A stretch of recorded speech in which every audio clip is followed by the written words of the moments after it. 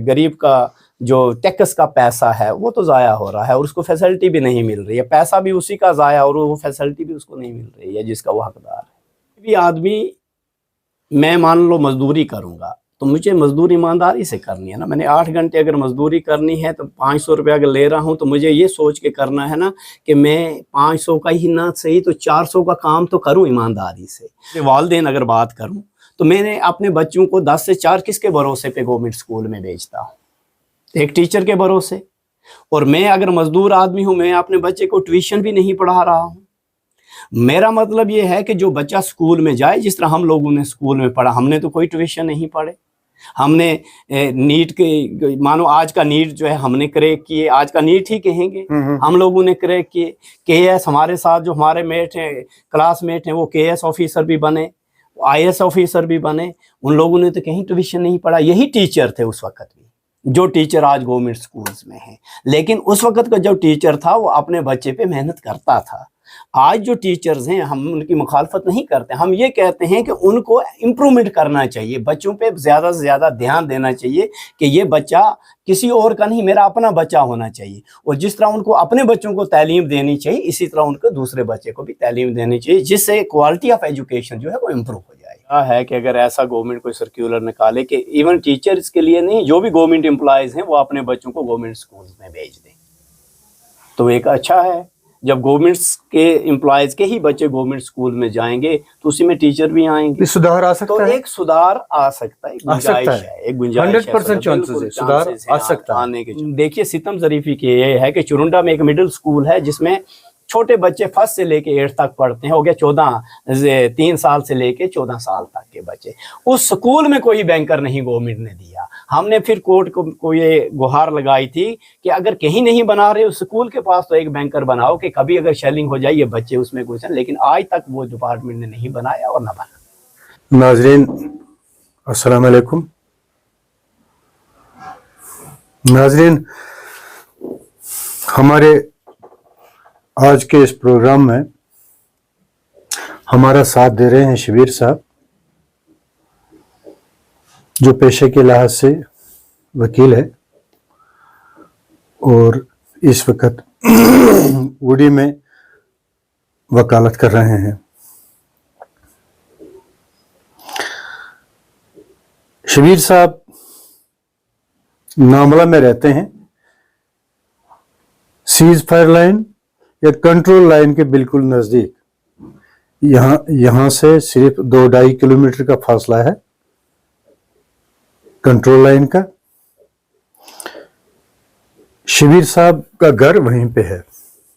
सबसे पहले हम शबीर साहब से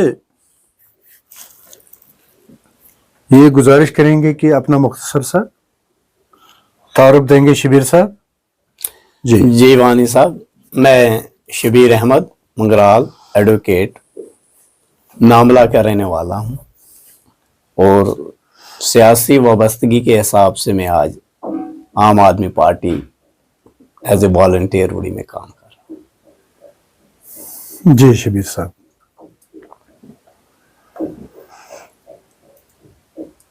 शबीर साहब आपकी पढ़ाई यहीं उड़ी में हुई? जी, मेरी जो बेसिक पढ़ाई है वो नामला से ही हुई। मैंने मैट्रिक तक नामला से किया, उसके बाद मैंने 10+2 जो है वो यहाँ से किया अपने higher secondary school, boys higher secondary school लगामा जिसको कहते हैं, लेकिन वो उड़ी में है जी। उसके बाद मैंने BVSC और फिर किया, उसके बाद मैंने LLB किया है कुरुक्षेत्र यूनिवर्सिटी से। कुरुक्षेत्र यूनिवर्सिटी यूपी से? नहीं, हरियाणा से। तो फिर आप आज कल प्रैक्टिस कर रहे हैं? जी हाँ, उड़ी सब जज कोर्ट उड़ी, बुनियार और बारामूला में कर रहे हैं? उड़ी में कर रहे हैं। उड़ी में कर रहे हैं? मैं कह रहा हूँ तीनों जगहों पे कर रहे हैं, जहाँ केस है वहाँ कर रहे हैं, लेकिन मैं उड़ी में भी, बारामूला में भी और बुनियार में। जी। चलो अच्छी बात है शबीर साहब। अच्छा शबीर साहब, अपनी नजर से जब आपकी उम्र क्या होगी इस वक्त? मेरी 52। अगर हम 40-50 साल पीछे चले जाएं,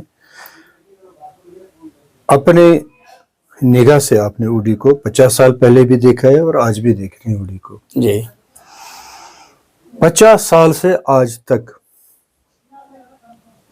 जो सफर रहा है आपका, एजुकेशनली या बहैसियत स्टूडेंट या बहैसियत प्रोफेशनल एक लॉयर, किस निगाह से आप उड़ी को देख रहे हैं? जो आज की उड़ी जो है, जो आज से 50 साल की जो उड़ी है, उस उड़ी और इस उड़ी में क्या अंतर है, क्या फर्क आ गया है? देखिए वानी साहब, हर एक बच्चा जो बालोगियत को पहुंचता है, मान लो 15 साल की एज के लगभग, तो तब भी वो चीज़ों को अच्छी तरह से पहचानना शुरू करता है। और उस वक़्त क्योंकि वसाइल बहुत कम थे और ये जो है सोशल मीडिया नहीं था, इलेक्ट्रॉनिक मीडिया बहुत कम था उस दौर में, 80 की दिहाई में, तो डेवलपमेंट भी बहुत कम थी, इतनी डेवलपमेंट नहीं हुई थी। लेकिन कुछ थोड़ा वक्त गुजरने के साथ साथ थोड़ी बहुत डेवलपमेंट जो हुई वो रोड्स इंफ्रास्ट्रक्चर के हिसाब से हुई।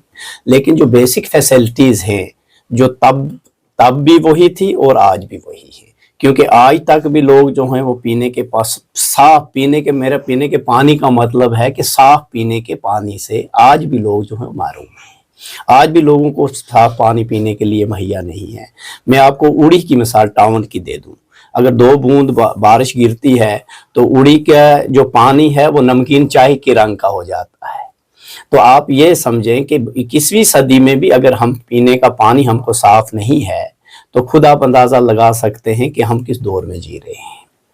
हमारा जो रोड्स इंफ्रास्ट्रक्चर्स का है, 2200 पहले हमारे गांव में ही, मैं अपने गांव की मिसाल दे दूं, आप छोड़िए दूसरे हमारी जो कॉन्स्टिट्यूंसी है, जो हमारी जो 2 तहसीलें हैं सब डिवीज़न उड़ी और बनियार में, हम सिर्फ एक गांव की आपको मिसाल देते हैं। हमारा जो रोड NS ब्रिज से रुस्तम की तरफ जाता है, ये 1947 से पहले बना हुआ है और यही रोड 2004 तक यही रोड हमको रहा। हमारे गांव क्योंकि 3 हल्का जात पे मुश्तमिल है, एक भी 2004 से पहले एक भी रोड हमारे गांव में कनेक्ट नहीं कर पाया, कनेक्टिविटी नहीं थी। लेकिन 2004 में जब 2002 में जब टुक ओवर हुआ, नई गवर्नमेंट बनी, ताई साहब यहाँ जब मिनिस्टर आए, शफी साहब ने इलेक्शन हार लिया और कुछ PMGSY के जो प्रोजेक्ट्स थे उनकी वजह से हमारे गांव में 5-6 रोड जो है वो नए निकले जिनमें कम से कम 15-17 किलोमीटर की सड़कें बनी। उससे पहले कोई भी सड़क हमारे गांव में नहीं थी, जिससे आप अंदाज़ा लगा सकते हैं कि हमारी डेवलपमेंट का क्या हाल होता। क्योंकि किसी भी इलाके की तरक्की के लिए रोड कनेक्टिविटी जो है वो बहुत ज़रूरी है, रोड नहीं तो कुछ भी नहीं है। तो ये 2004 के बाद थोड़ी बहुत जो है रोड्स के लिहाज से हुई। आप गरकोट की मिसाल ले लें, जो हमारे मोहतरम शफी साहब का आबाई गांव है, 1972 से लेके 2004 तक सिर्फ एक सड़क 8 किलोमीटर की बनी है, जो लगामा से लेके उनके घर तक जाती थी, और वो भी पूरी तरह से नहीं बनी। उसमें भी मान लो ये कि 72 से 2004 तक सिर्फ उसमें वही काम ही उसी रोड एक पे चलता था, कोई दूसरी रोड नहीं है। मैं विद अथॉरिटी ऑन एयर कह रहा हूँ कि कोई दूसरी रोड गरकोट में नहीं थी। लेकिन उसके बाद आज वहाँ भी कुछ रोड्स जो हैं और बनी हुई हैं और काफ़ी एरिया जो है वो कनेक्ट हुआ है। फिर उसके बाद आप अगर ये हो गया पानी और रोड्स का, उसके बाद आप चले जाएं जो हमारे बच्चों का बेसिक जो है वो है तालीमी निज़ाम। इसमें कोई शक नहीं है कि ज़्यादा से ज़्यादा टीचर्स भर्ती किए गए, RT स्कीम निकाली गई और उसमें एक मेरे हिसाब से वो रोज़गार के नज़रिया से निकाली गई, ना कि क्वालिटी एजुकेशन के नज़रिया से निकाली गई। उससे हमारे नौजवान साथियों को, जो नौजवान बच्चे हैं, उनको रोज़गार मुहैया हुआ, लेकिन क्वालिटी एजुकेशन जो है वो उससे डिग्रेड हुई। और ये एक पहलू है। दूसरा पहलू है कि जब हमारा बच्चा स्कूल में जाता है उसको बैठने के लिए जगह ही नहीं है, उसके पास इंफ्रास्ट्रक्चर ही नहीं है, वो या तो टिन शेड में बैठता है या बाहर बैठता है। तो 21वीं सदी में भी अगर हमारे बच्चे बाहर बैठ के पढ़ें, उनके पास स्कूल में बैठने के लिए जगह ना हो, तो आप ये अंदाज़ा लगा सकें कि हम लोग जो हैं वो किस तरफ जा रहे हैं। ये हमारे स्कूलों का हाल है। آپ خود وزٹ کر کے دیکھ سکتے ہیں ہمارے اسکولوں کا حال جو ہے وہ کیا ہے. میں ناملہ پائن کا ایک میں اسکول آپ پرائمری اسکول ہے اس کی مثال دے دوں, آج بھی ٹین شیڈ میں ہے, آج بھی ٹین شیڈ میں ہے. اور ہمارے بہت سے اسکولز ہیں جن کی نہ کھڑکیاں ہیں, نہ دروازے ہیں, نہ چھت ہے. تو یہ بہت سے فلاز ہیں جو کہ ان کو سیٹ رائٹ کرنے کی ضرورت ہے. اور آج کی ایڈمنسٹریشن اگر جو 35A اور 370 ایبروگیٹ کرنے کے بعد جو دعوے کیے تھے ہماری گورنمنٹ نے کہ ہم جی یہاں پورا جتنا بھی آج تک ہوا ہے ان لوگوں نے کھایا ہے, کچھ خاندانوں نے کھایا ہے, ہم اس کو سب ٹھیک کر دیں گے, لیکن اس میں بھی 2019 سے لے کے آج تک 3 سال سے زیادہ عرصہ ہو گیا کچھ تھوڑا. تو کوئی ہم جو حالت ہے وہ تب بھی تھی وہ اب بھی ہے. کوئی گراؤنڈ پہ ایسا نہیں ہے, ہاں کاغذوں میں ہوگا لیکن ہمیں گراؤنڈ پہ تو کوئی چیز نظر نہیں آ رہی ہے کہ کوئی چیز ہے یا کوئی کسی اسکول میں امپرومنٹ ہو گئی, کوئی نئی چیز بنی. آپ میڈیکل فیسلٹیز لے لیں, میرا گاؤں 3 حلقہ جات پہ مشتمل ہے, 12 سے 15 ہزار کی پاپولیشن ہے, اور ایک پرائمری ہیلتھ سینٹر نہیں, ایک ڈاکٹر وہاں نہیں ہے. جہاں 15 ہزار کی آبادی کو ڈاکٹر میسر نہیں ہے تو دوسرے جو چھوٹے گاؤں ہیں وہاں کیا حال ہوگا؟ اگر وہاں کوئی آدمی بیمار ہو جائے گا وہ جائے گا کہاں؟ تو ان کو اڑی سہارا لینا پڑتا ہے. ہر ایک آدمی, ہر ایک جو بیمار ہے اس کو زیادہ سے زیادہ ہمارا جو ہے وہ جتنے بھی ہیں گاؤں ہیں ان کو اڑی آنا پڑتا ہے.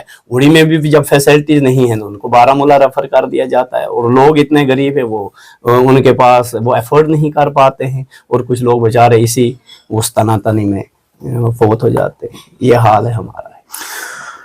شبیر صاحب, بالکل آپ کا جو یہ کہنا ہے کہ ہیلتھ انفراسٹرکچر جی کے حوالے سے جی وڈی جو ہیلتھ فیسلٹیز ہے جی نہ ہونے کے برابر, بالکل نہ ہونے کے برابر ہے. اور ہمارا ٹیلی پیتھی کا یہاں کھولا گیا تھا وڈی سب ڈسٹرکٹ ہاسپٹل میں, وہ سارا ڈیفنک ہے, بیٹھا ہوا ہے, کوئی اس پہ بھی کام نہیں ہو رہا ہے.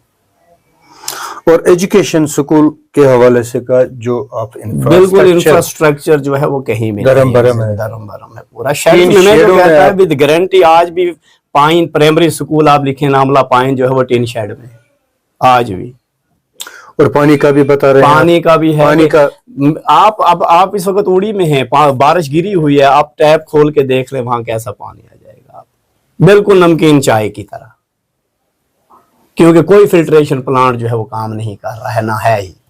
لیکن کاغذوں پہ بہت سے ہیں ایگزسٹ کر رہے ہیں, بہت سے پیسہ بھی نکلا ہوگا. وہ لوگ جانے جو اتھارٹیز جو وہاں سیاسی لوگ جو منصب پہ بیٹھے تھے یا جو آج منصب پہ بیٹھے ہیں, اس کا جو بہترین جواب وہ دے. اگر کوئی انفارمیشن آپ کو کہ کہیں فلٹریشن پلانٹ کاغذوں میں بنا ہے, اس کے پیسے بھی نکالے گئے ہیں مگر گراؤنڈ لیول پہ بہت سے ایسے ہیں. کچھ فلٹریشن پلانٹ نالوں میں بنے ہوئے ہیں جو ڈیفنگ ہیں, پانی نہیں ان میں ڈالا, بالکل نالوں میں بنے ہوئے ہیں. آپ خود وزٹ کر کے تھے, ہمارے ناملہ میں ہیں فلٹریشن پلانٹ جو ہے نالے میں بنا, بالکل نالے میں بنا ہوا ہے, اور اس میں پانی بھی نہیں ڈالا گیا, اور جو پانی لوگوں کو سپلائی کیا جاتا ہے وہ سیدھا ٹیپ کیا جاتا ہے نالے سے, بائی پاس سے.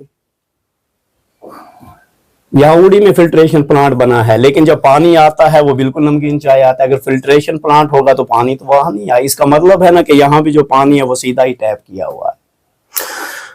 فلٹریشن پلانٹ کا پیسہ تو نکل گیا, وہ تو نکلا ہے, قدرتی بات ہے, وہ تو ذمہ دار تو وہی انجینئر ہوں گے جنہوں نے بالکل سائٹ پلان دیا. اس وقت کی گورنمنٹ ٹھیک ہے, انجینئرز نے پلان بنا کے ڈی پی آر بنا کے بھیجا. کیا ان کے ہائر صاحب نے انہوں نے کبھی دیکھا بھی کہ یہ جو پلان بنا ہوا ہے یہ فیزیبل ہے بھی یا نہیں؟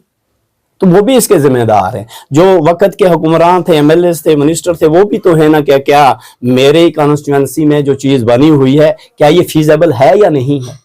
تو فیزیبلٹی تو ہر ایک کو دیکھنی ہے نا. تو فیزیبلٹی کے بنا ہی اگر کچھ چیزیں بنی ہیں جو ڈیفنگ ہیں اور پیسہ نکلا ہے تو یہ لوگ وہ لوگ بہتر جانتے ہوں گے. اور اس میں تو ہمارا جو غریب کا جو ٹیکس کا پیسہ ہے وہ تو ضائع ہو رہا ہے, اور اس کو فیسلٹی بھی نہیں مل رہی ہے. پیسہ بھی اسی کا ضائع, اور وہ فیسلٹی بھی اس کو نہیں مل رہی ہے جس کا وہ حقدار ہے. شبیر صاحب, آپ ایک لائر ہے, جی, قانون دان ہے, جی, اڑی میں ہی رہتے ہیں, جی, سرحد کے بالکل پاس میں. بالکل. اگر آپ چاہتے تو آپ اڑی والوں کی بہت मदद कर सकते थे जी अगर आप एक सादा सी नोटिस जी डिपार्टमेंट को, जैसे पीएचई डिपार्टमेंट को दे देते कि जो पैसा लगा है फिल्ट्रेशन प्लांट पर वो बिल्कुल ज़ाया हुआ है और जिस जगह पे ये साइट प्लान आपने अप्रूव किया है बिल्कुल गलत है, जी एक नोटिस से ये मामला सारा हल हो जाता। और अब जब काम हुआ तो फिर भी आप इस जो फिल्ट्रेशन हमने गलत जगह पे लगा। बारहा एडमिनिस्ट्रेशन के पास किए। ये सच है कि हमने कोई नोटिस नहीं दी या जुडिशरी से लीगली कोई जुडिशरी नोटिस की नहीं बात दी, कर रहा हूं। लेकिन हम इस तरह खुद गए। हमने एक ऐसा वाक़ा भी आपको सुनाए कि हमने तहसील ऑफिस को और बीडीओ ऑफिस दोनों को ला कर दिया था, इन्हीं चीज़ों की बिना पे हमने उनको बंद कर दिया था। लेकिन क्योंकि आप यहाँ की कश्मीर के एडमिनिस्ट्रेशन को अच्छी तरह से हमसे ज़्यादा जानते हैं, आप सीनियर जर्नलिस्ट हैं, तजर्बाकार हैं, यहाँ क्या हालात हैं और क्या हालात होते हैं, तो यहाँ इन लोगों का वो कहते हैं ना जिसकी लाठी उसकी भैंस। तो जो क्यों इनके जो एम्प्लॉइज होते हैं वो इनके अपने, जो इंजीनियर्स होते हैं वो इनके अपने, वो इनकी पार्टी के, वो इनकी मदद करते हैं। ये किसी भी आदमी को जो है ये नहीं चाहते हैं कि उसको नुकसान हो। जिसने बना दिया वो कैसा बना, क्यों बनाया, गलत बना, ये उसी को प्रोटेक्ट करने में लगे रहते हैं कि जो हो गया बस इसको प्रोटेक्ट करो। शबीर साहब, लोगों के लिए नहीं सोचते। आपने कभी कानून की मदद ली? नहीं, ईमानदारी से मैं कह रहा हूँ नहीं। अच्छा शबीर साहब, आप आरटी टीचर्स का भी बता रहे हैं कि मामला जी ये एम्प्लॉयमेंट जनरेशन हुई है, बिल्कुल, मगर क्वालिटी एजुकेशन, तालीम का क्वालिटी एजुकेशन में गिरावट आई। तालीम का जो माहौल है, जो क्वालिटी है वो बिगड़ गई, उसमें गिरावट आई, वो बिगड़ गया जी। तालीम का माहौल बिल्कुल, क्वालिटी ऑफ एजुकेशन जो होना चाहिए आज के 21वीं सदी में जो होनी चाहिए वो नहीं मिल पा रही है बच्चों को। ना इंफ्रास्ट्रक्चर है, ना क्वालिटी एजुकेशन, ना क्वालिटी ऑफ एजुकेशन। अब क्या किया जाए? अब जो 5 साल 10 साल से काम कर रहा है आरटी टीचर है, तो क्या किया जाए? नहीं, उनको देखिए, उनको तो अपने आप को इम्प्रूव करना चाहिए ना। देखिए, कोई भी आदमी, मैं मान लो मजदूरी करूंगा तो मुझे मजदूरी ईमानदारी से करनी है ना। मैंने 8 घंटे अगर मजदूरी करनी है तो 500 रुपया अगर ले रहा हूं तो मुझे ये सोच के करना है ना कि मैं 500 का ही ना सही तो 400 का काम तो करूं ईमानदारी से। जो लोग लगे हैं ये उनको इम्प्रूव करना है ना। ठीक है, वो लगे, उनके घर चलते हैं इसी पैसे पे, तो उनको ईमानदारी से अपने बच्चों को जो है ना वो तालीम देनी चाहिए, उन्हें उस पर मेहनत करना चाहिए ना।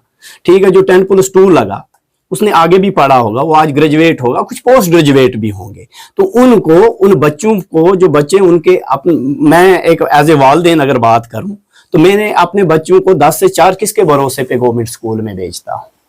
एक टीचर के भरोसे। और मैं अगर मजदूर आदमी हूं, मैं अपने बच्चे को ट्यूशन भी नहीं पढ़ा रहा हूं। मेरा मतलब यह है कि जो बच्चा स्कूल में जाए, जिस तरह हम लोगों ने स्कूल में पढ़ा, हमने तो कोई ट्यूशन नहीं पढ़े। हमने नीट के, मानो आज का नीट जो है हमने क्रैक किए, आज का नीट ही कहेंगे, हम लोगों ने क्रैक किए। केएस हमारे साथ जो हमारे मेट हैं, क्लासमेट हैं, वो केएस ऑफिसर भी बने, आईएएस ऑफिसर भी बने। उन लोगों ने तो कहीं ट्यूशन नहीं पढ़ा, यही टीचर थे उस वक्त भी, जो टीचर आज गवर्नमेंट स्कूल्स में हैं। लेकिन उस वक्त का जो टीचर था वो अपने बच्चे पे मेहनत करता था।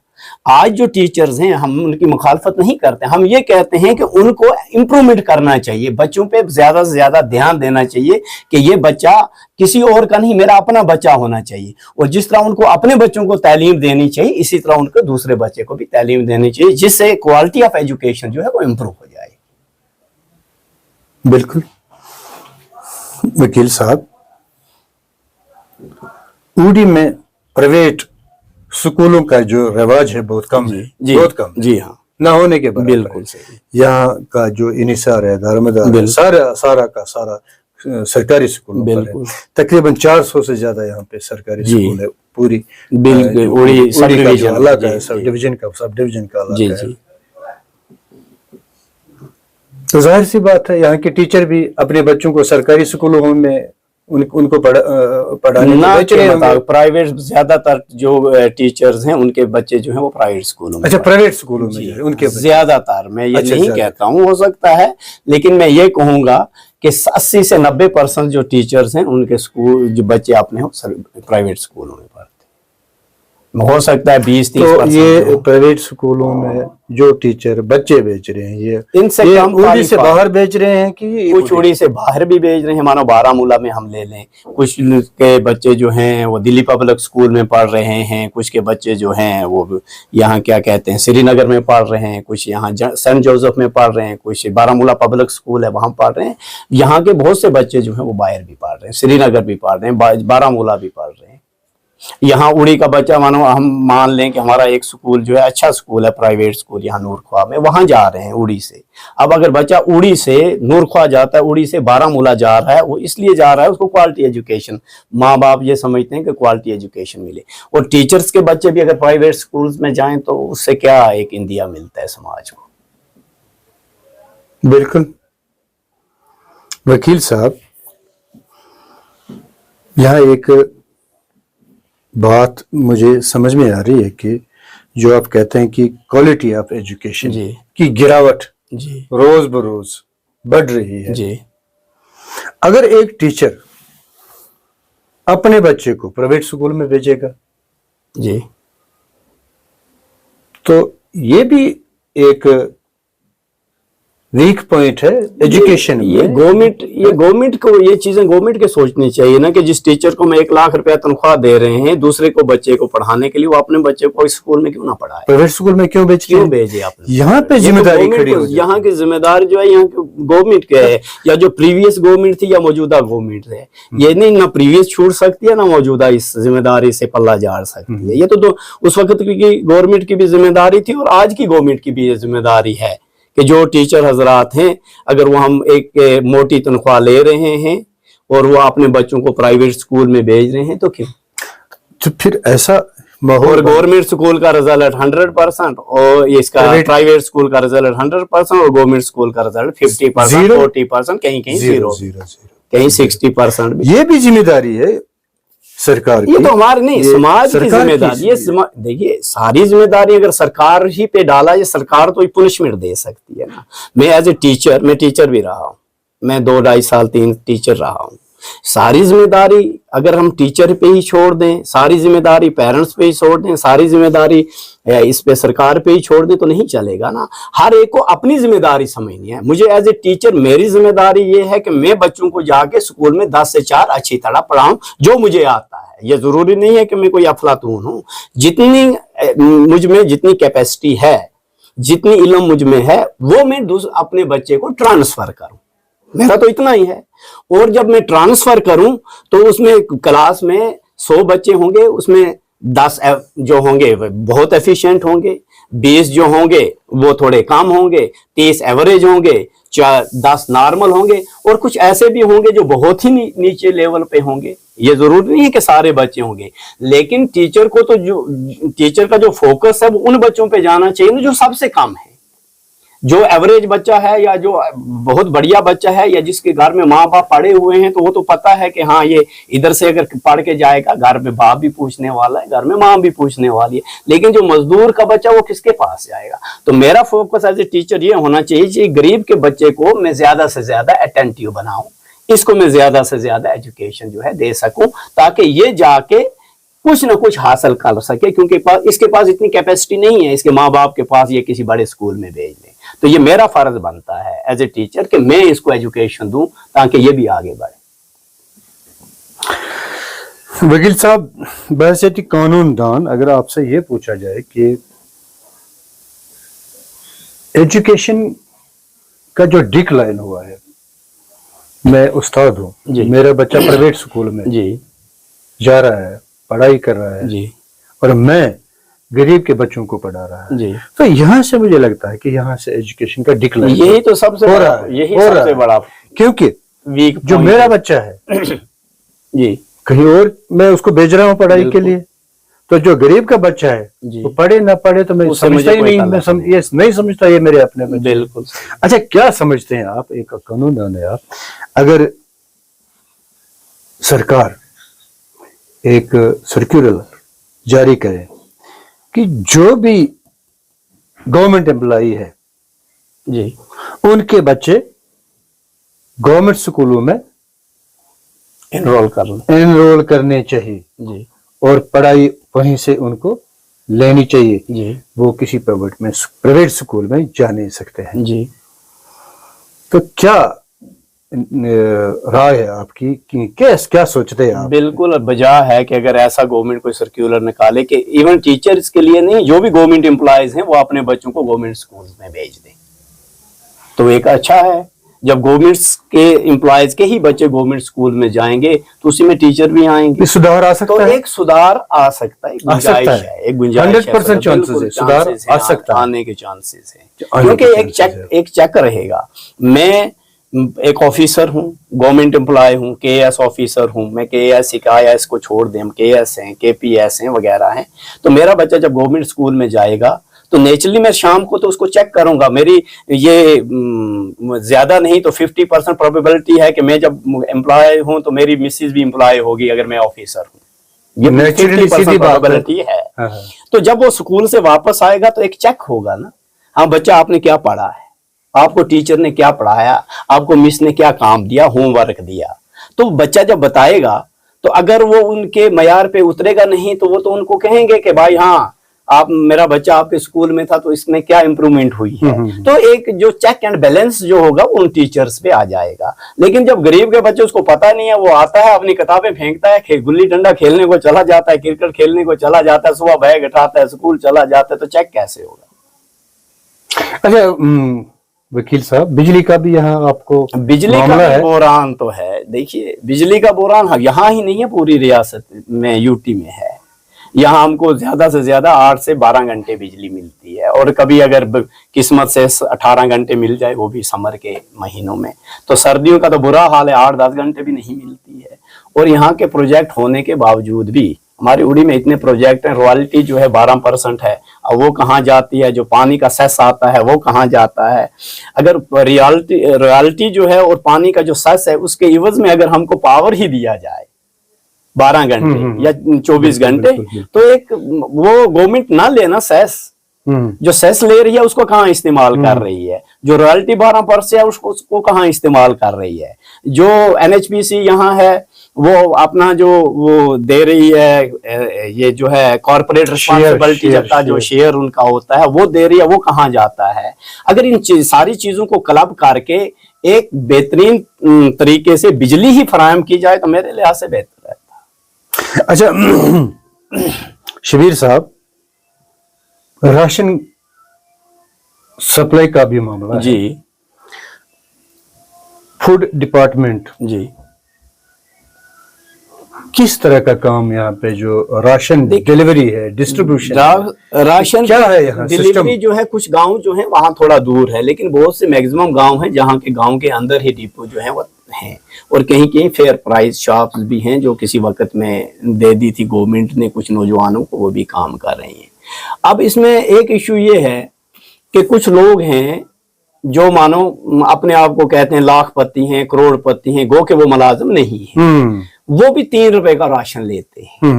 اور جو بیچارے میری بیوہ ماں ہے یا میری کوئی بہن ہے یا جس کا کمانے والا کوئی نہیں ہے، وہ 16 روپے والا لے رہا ہے. یہ چیک نہیں ہے، چیک نہیں ہے، یہ چیک نہیں ہے، یہ کوئی نہیں ویریفائی ہو رہا ہے کہ بھائی اگر یہ آدمی جو ہے یہ بزنس مین ہے، یہ دکاندار ہے، یہ دکاندار بھی تو بی پی ایل کیٹیگری میں نہیں آئے گا، businessman B P L category میں نہیں آئے گا، تو اے وائی میں کہاں سے چلے جائیں گے؟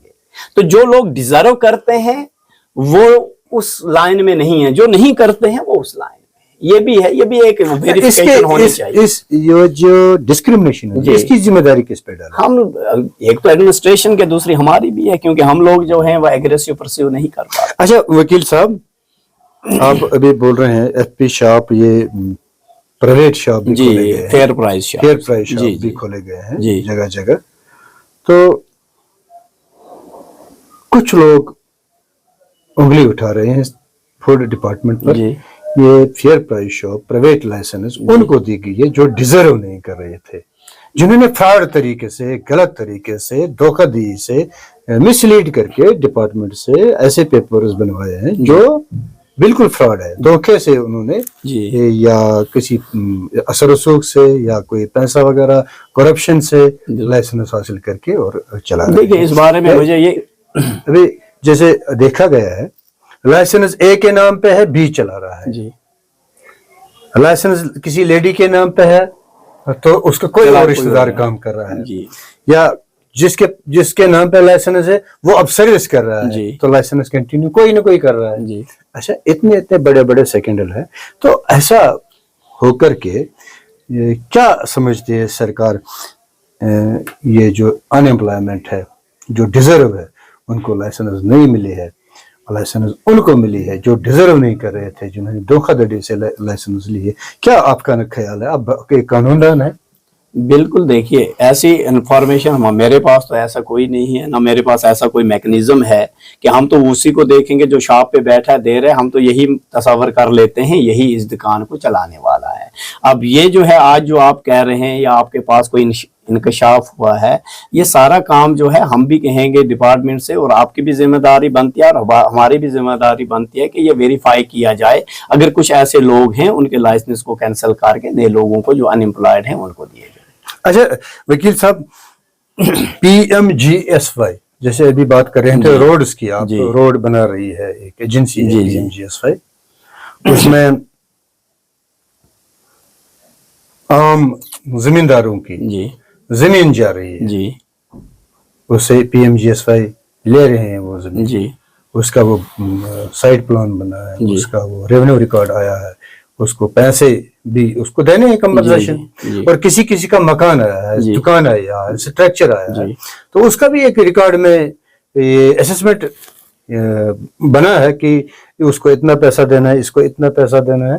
मगर लोग ये शिकायत कर रहे हैं कि 1.5 साल से 1.25 साल से उनके पैसे आए हैं, PMGS वालों ने भेजे हैं, जी यहाँ के SDM साहब के अकाउंट में आए हैं, मगर SDM साहब हीला बहाना तरीके नित नए तरीकों से परेशान करके उनको वो पैसे डिलीवर नहीं कर रहे हैं। देखिए, तो आप एक कानूनदान है, जी ऐसे गरीब लोगों जिनका और कोई सहारा नहीं है, जिनके मकान गए हैं PMGSY रोड में जमीन की है रोड में, तो एक गलत मैसेज जा रही है लोगों में एडमिनिस्ट्रेशन के हवाले से, उनको पैसा नहीं मिल रहा है, 1.5 साल से या 2 साल से उनको पैसा आया है, तो क्या है? बस देखिए, दान, आप एक वकील है, वानी तो साहब, क्या किया जाए? एक गरीब आदमी क्या कर सकता है जिसके पास किराया नहीं है, DC साहब के पास जाने का, कमिश्नर साहब के पास जाने जी, का जी। किराया नहीं है, जी। मजदूर है, तो एजुकेशन की तो बात ही नहीं।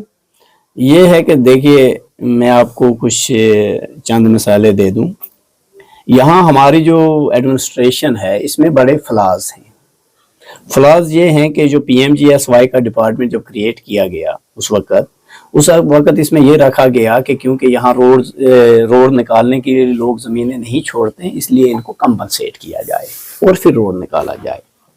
अब होना ये चाहिए कि जब DPR बने और DPR बनने के बाद जब टेंडर इश्यू हो और लैंड जो है वो एक्योर पहले की जाए, एक्योर करने के बाद रोड का काम लगना चाहिए और टेंडर निकलने चाहिए। प्रोसीजर तो ये यही है। लेकिन यहाँ क्या होता है, लैंड को एक्योर नहीं किया जाता है और टेंडर फ्लोट कर दिया जाता है, टेंडर कंट्रैक्टर को अलॉट हो जाता है और कंट्रैक्टर को कह दिया जाता है आप काम कर लीजिए। और जब कंट्रैक्टर काम करने के लिए जाता है और उसको लोगों की रेजिस्टेंस, जो जिम्मेदार हैं उनकी रेजिस्टेंस का सामना करना पड़ता है, गालियां खानी पड़ती हैं, डंडे खाने पड़ते हैं, इवन के केस भी कोर्ट में चले जाते हैं। लेकिन कुछ करने के बाद जब वो उनको मोटिवेट करके रोड निकालते हैं, तो मैं आपको कुछ मिसालें दे दूं हमारे कि हमारा इशम चाकरा रोड है PMGSY में, आज तक उसका शजरा खसरा शायद आधे का बना है, आधा नहीं बना। मैं आपको मिसाल दे दूं, हमारा एक है नामला A to सिलपथरी रोड है, 3 किलोमीटर है, आज तक उसका शजरा खसरा नहीं बना, जबकि 2017 में उसके टेंडर हुए हैं, 2017 मार्च में उसकी अलॉटमेंट हुई है और आज तक शजरा खसरा नहीं बना और रोड की लंबाई 3 किलोमीटर हो चुकी है। उसके बाद रिछा वाली रोड है, नामला A to रिछा वाली रोड है, उसकी लंबाई 3 किलोमीटर है, आज तक उसका सेक्शन 4 हुआ है, लेकिन आज तक पेमेंट किसी इसको जिम्मेदार को नहीं मिली। लोगों के स्ट्रक्चर हटाए गए, लोगों के वालनट ट्रीज या जो भी समरदार दरख्त था वो काट दिया गया, आज तक उनकी पेमेंट नहीं हुई। इसी तरह गरकोट रोड है, कलर रोड है, इसी तरह आप सुल्तान डक्की का रोड है, सुल्तान डक्की टू धनीमार रोड है, जो भी रोड्स हैं उनके आज तक लैंड्स जो हैं वो एक्योर नहीं की गई, ना ही किसी को पेमेंट दी गई है। तो ये जितनी भी ये लैक्यूने हैं, अब प्रॉब्लम क्या आ रही है, जब कहीं भी जाते हैं प्रॉब्लम ये आ रही है कि क्या यूटी बनने से पहले जो रेट थी और यूटी बनने के बाद की जो रेट है, इसमें आपस में डिपार्टमेंट्स का टकराव है। इसमें आपने अब डिपार्टमेंट का है, उनको ये फाइनलाइज करना है ना कि हम कौन सी रेट इनको दे दें, किस रेट पे हम पीएनसी करें। अगर किसी का सेक्शन 4 पहले हो चुका है यूटी बनने से पहले, तो उसको तो वही रेट मिलनी चाहिए, और जिसका सेक्शन 4 नहीं हुआ है, लैंड एक्योर ही नहीं हुई, तो उसको तो नई रेट देनी चाहिए। अब इस टकराव के बीच में जो आम इंसान जो है वो पिस रहा है और फाइलें जो है वो पड़ी हुई। अब जिसकी जो कंस्ट्रक्शन है, मकान है, दुकान है या कोई शेड है जी, वो गिराया गया है, बिल्कुल, उसका बिल भी बना है, उसका पैसा भी आ गया है, बिल्कुल, तो फिर उसको अभी 2 साल या 1.5 साल से नहीं मिल रहा है। देखिए पैसा आने तो की जिम्मेदार कौन है? पैसा आने की मुझे ये इन्फॉर्मेशन नहीं है कि जिनके स्ट्रक्चर हटे उनका पैसा क्या आया है या नहीं आया है, ये मैं बात करके ही बता सकता हूँ। अगर आया है तो उनको मिल जाना चाहिए, क्योंकि डिपार्टमेंट ने नोटिस निकलवाने के बाद जब उनके मकान किसी पूरे रोड में आए तो उनको उन्होंने हटाया है, तो ये गवर्नमेंट की जिम्मेदारी बनती है कि उनको रिहेबिलिटेट किया जाए। मेरा ये है इसमें। अच्छा वकील साहब,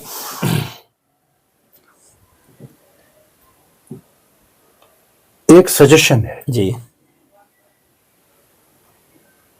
आपसे ये पूछना है कि सरकार बायोमेट्रिक अटेंडेंस एम्प्लॉइज से ले लेती है जी, सुबह 10 बजे ली है बायोमेट्रिक और शाम को 4 बजे ली है बायोमेट्रिक, बीच में कहाँ ये लोग जाएंगे, ये इस दरवाजे से घुस कर उस दरवाजे से चले जाएंगे जी। एक सजेशन है सरकार से जो आम लोग बोलना चाहते हैं कि ऐसा होना चाहिए, जीपीएस सिस्टम रेस्टोर होना चाहिए टेलीफोन पर, हर एक एम्प्लॉई का ग्राउंड पोजीशनिंग सर्विस जी, ताकि पता चले जो एम्प्लॉई 10 बजे दफ्तर में घुसा वो दफ्तर में ही है या कहीं और बिजनेस में लगा है या कहीं और गया तो उसकी लोकेशन पता की जाए। आपका कहना बजा है और ये होना चाहिए, बिल्कुल होना चाहिए। तो इस तरह मैं गया, मैं 10 के बजाय 5 मिनट कम ही 10 में अपना लगा के और फिर बाद में निकल जाऊं तो चला गया पता है, या ऐसे ही और अगर कोई मैं किसी आधा घंटा लेट होता हूँ, क्या मुझको पनिशमेंट उसकी मिलती है?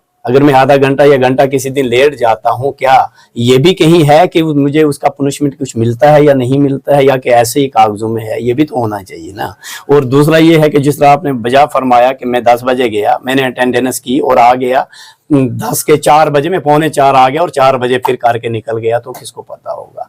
तो जो आप कह रहे हैं ये होना चाहिए, इसके साथ हमारे इस तरह से वो प्रॉब्लम भी सॉल्व हो जाती कि यूं ही वैसे ही जो हमारे अफसरान हैं बड़े जिम्मेदार हैं जी, जो यूं ही कहते हैं कि मीटिंग है, यूं ही कहते हैं कि दौरे पर गया है, यूं ही कहते हैं कि, तो कहने की कोई तो बात ही नहीं होती है। बिल्कुल सही, तो पता चलेगा तो वो कर क्या रहे हैं, बिल्कुल है कोई सरकारी काम की नहीं या नहीं है, बिल्कुल सही, बिल्कुल पता चलेगा, बिल्कुल होना चाहिए। अच्छा ये आप आखिर में आपसे पूछेंगे, ये आप बिल्कुल सरहद के करीब है, ये सीज फायर लाइन के बिल्कुल नजदीक है, 2-2.5 किलोमीटर का फासला है जी, कभी भी कोई नाखुशगवार वाक़ा या इन्फिल्ट्रेशन कभी होती है, फायरिंग होती है या शेलिंग होती है, तो 24 घंटा आपके सर पे वो डर खौफ साया लटकता रहता है कि कहीं से कोई नाखुशगवार वाक़ा अगर होगा तो आपकी फैमिली है, बच्चे हैं, तो क्या कर रहे हैं आप? सरकार कोई आपके लिए कोई शेल्टर कुछ बनाया है कि नहीं बनाया है? बारह उड़ी ही नहीं, जो भी बॉर्डर डिस्ट्रिक्ट्स हैं या बॉर्डर एरियाज के लोग हैं जो विद इन 5 किलोमीटर की पट्टी में रहते हैं, उनका हमेशा ही यही डिमांड रही है कि हमको शेलिंग के दौरान सेफ शेल्टर मुहैया किया जाए। लेकिन आज तक उड़ी में पिछले शायद 2020 में शेलिंग हुई थी, 21 में शायद कुछ समझौता हुआ, बंद है तब से, तो 20 में हमारे गांव नामला में बहुत से शेलिंग हुई और जिसमें मेरी मिसेज भी जख्मी हो गई, फिर उनका ऑपरेशन आ गया, टांग शुक्र है टांग काटने से बच गई, 4 घंटे का ऑपरेशन चला। तो ये खतरा जो है ये तो हमारे सिरों पे 24 घंटे मंडला रहा है। कभी भी अगर हम आवाज सुनते हैं तो कहते हैं शायद शेलिंग शुरू हो गई। कुछ शेल्टर गवर्नमेंट ने दिए, कम्युनिटी बैंकर्स दिए, लेकिन वो भी प्रॉपर जगहों पे नहीं बने। अब कम्युनिटी बैंकर का मतलब क्या है कि आप उस एरिया में कम्युनिटी बैंकर बनाएं कि जहां मिनिमम टाइम लगे आदमी को अंदर जाने में। लेकिन अगर आप कम्युनिटी बैंकर 100 मीटर दूर बनाते हो पॉपुलेशन से, तो उस बैंकर को बनाने का कोई है ही नहीं, वजह ही नहीं है। आप जब शेलिंग शुरू होगी कि आप 100 मीटर चलते रहोगे और वो शेल जो आएगा वो आपको देखता रहेगा, ये कब बैंकर में घुसे और फिर मैं गिरूंगा किसी जगह पे। तो बहुत सी जगहों पे एक लिटिगेशन मेरे पास आई थी चरुंडा गांव की, और उसमें मैंने उनको प्रॉपर जगह पे जहां बनाने थे, जो बन चुके थे, लेकिन जो बचे थे मैंने उनको प्रॉपर जगह पे वो बैंकर को बनवाया थ्रू कोर्ट। और फिर आप देखिए सितम जरीफी की ये है कि चुरुंडा में एक मिडिल स्कूल है जिसमें छोटे बच्चे 1st से लेके 8th तक पढ़ते हैं, हो गया 3 साल से लेके 14 साल तक के बच्चे। उस स्कूल में कोई बैंकर नहीं गवर्नमेंट ने दिया। हमने फिर कोर्ट को ये गुहार लगाई थी कि अगर कहीं नहीं बना रहे उस स्कूल के पास तो एक बैंकर बनाओ कि कभी अगर शेलिंग हो जाए ये बच्चे उसमें घुसे। लेकिन आज तक वो डिपार्टमेंट ने नहीं बनाया और ना बना। और जो बने हैं वो भी मैक्सिमम जो है वो पॉपुलेशन से दूर है, कि वहां पॉपुलेशन को पहुंचने में क्या पता कितने लोगों की जानें जा सकती। तो कोई चेक बैलेंस नहीं है और कोई अकाउंटेबिलिटी नहीं है, सिर्फ बनाया, पेमेंटें ली और चले। शबीर साहब ठीक है, आप यहाँ के एक बहुत बड़े कानूनदान हैं, चेक बैलेंस नहीं हो रहा है, कम्युनिटी बैंकर जो आबादी के बीच में होने चाहिए, जो 10 कदम पे होना चाहिए या 5 कदम पे होना चाहिए, वो आधा किलोमीटर की दूरी पे है। वहां पे ऐसी जब स्थिति हो, हालात हो, वहां पे पहुंचना नामुमकिन है, मुश्किल ही नहीं, नामुमकिन सही है। इस डर और खौफ के माहौल में आप बिल्कुल सीज फायर लाइन के करीब रहते हैं, तो आपने कभी नहीं सोचा यहाँ से मैं चला जाऊंगा? और कहीं अब कितने लोग जाएंगे? कोई आसूदा हाल आदमी होगा वो जाएगा कहीं दूसरी जगह पे, कहाँ जाएंगे? एफर्ट कहाँ कर पाएंगे? मेरी जमीन यहाँ है, मेरे मवेशी यहाँ हैं, मेरे पास पैसा नहीं है, मैं किसी दूसरी जगह जाके जमीन खरीद के जमीन का टुकड़ा बसूं तो जाऊंगा कहाँ? ये मेरी तो मजबूरी है, यहाँ रहना, मरना भी जहाँ, रहना भी यहाँ, तो मजबूरी है, कैसे जाए? अब क्या मैसेज है आपका सरकार? हमारी सरकार से, मौजूदा सरकार से यही मैसेज है कि यहाँ हमारी जो सरकार है आजकल की, वो तो कहते हैं हम सबसे ताकतवर, वर्ल्ड में सबसे ताकतवर प्राइम मिनिस्टर हैं, सबसे ताकतवर सरकार है। तो हम ये कह रहे हैं कि गरीब लोगों के लिए, जो बॉर्डर लाइंस पे लोग रह रहे हैं, जीरो लाइन पे रह रहे हैं, उनके को ऐसे शेल्टर दिए जाएं ताकि उनकी जानें, उनकी ही नहीं उनकी जानवरों की भी जानें। जानवर भी जाया हो जाते हैं। एक जमींदार का जानवर ही उसका सरमाया होता है, वो 1-2 जानवर साल में पालता है, 1-2 को बेचता है और अपना गुजारा करता है, वो भी जाया हो जाते हैं, इंसानी जानें जाया हो जाती हैं। ये जो चुरुंडा गांव है, बड़गना गांव है, इसमें कम से कम 10 से 20% पॉपुलेशन ऐसी है जिसकी टांगे नहीं, जिनकी टांगे नहीं है, बहुत से लोग मर गए। तो इनके लिए अगर आप अगर कम्युनिटी बैंकर के बगैर अगर इनको इंडिविजुअल बैंकर दिए जाएं और छोटे ही हों, 10 बाय 10 का रूम हो, जिसमें आदमी जब शेलिंग हो और अपने आप को बचा सके, जो कि अटैच हो उनके मकान के साथ, जिसमें उनको भागना पड़े, क्योंकि जब भागेगा तो उसने मरना है, एक तो खौफ से मरेगा, दूसरा शेलिंग से मरेगा। तो अगर ये एक मैकेनिज्म अपनाया जाए कि जहां भी लोग बॉर्डर पे रहते हैं, चलो 1-1, 2-2 घरों को मिला के, जो 2 घर नजदीक हैं उनको एक बैंकर दिया जाए और उनके नजदीक हो, जो जैसे ही शेलिंग शुरू हो वो उसमें अपनी जान बचाए। मेरा ये गवर्नमेंट से अपील है कि अगर ऐसा हो सकता है तो उनको करना चाहिए। हो क्या सकता है, गवर्नमेंट में कोई भी मुमकिन है, कोई भी चीज मुमकिन है, वो तो कर सकते हैं। नाज़रीन, ये है शबीर साहब, उड़ी के माहिर कानूनदान है। इनका कहना है कि चुरंडा एक सरहदी गांव है, सीज फायर लाइन के बिल्कुल जीरो लाइन पर है। तकरीबन 20% लोग वहां मौजूद हुए हैं, अपाहिज हुए हैं, जिनकी टांगे नहीं, किसी की बाजू नहीं है, किसी का बाजू नहीं है, किसी की टांग नहीं है, वो डिसेबल बन गए, बिल्कुल डिसेबल है। तो ये भी सरकार की जिम्मेदारी है, बिल्कुल जिम्मेदारी है, आम लोगों, कॉमन लोग, आम लोगों को बचाया जाए। बिल्कुल। तो ये शबीर साहब है जो बड़े दुख भरी कहानी बता रहे हैं कि सरहद पर क्या क्या हो रहा है। तो मुझे लगता है इंशाल्लाह अगर सरकार इस तरफ तवज्जो दें, ये बहुत यहाँ बहुत बड़ी आबादी है सरहदी इलाकों में जो रहती है, इनके लिए ان کے جانوں کی حفاظت ہونی چاہیے, ان کی جانوں کو بچایا جائے. سرکار کا تو یہی کام ہے, آدمی کو بچانا ہے. بالکل, آدمی کو, اس کی جائیداد کو, ان کے مال, اور یہ تو سرکار کی ذمہ داری ہے. یہ تو ملک کی پراپرٹی ہے. بالکل, جب انسان نہیں ہوں گے تو ملک کہاں رہے گا؟ ملک کہاں, صحیح بات, صحیح, زمین کہاں. بالکل. تو اس ہیومن بینگ کو, ہیومن پراپرٹی کو بچایا جائے, یہ وکیل صاحب کی اپیل ہے اور ہماری بھی اپیل ہے. وکیل صاحب السلام علیکم. انشاءاللہ کبھی موقع ملا تو پھر آپ سے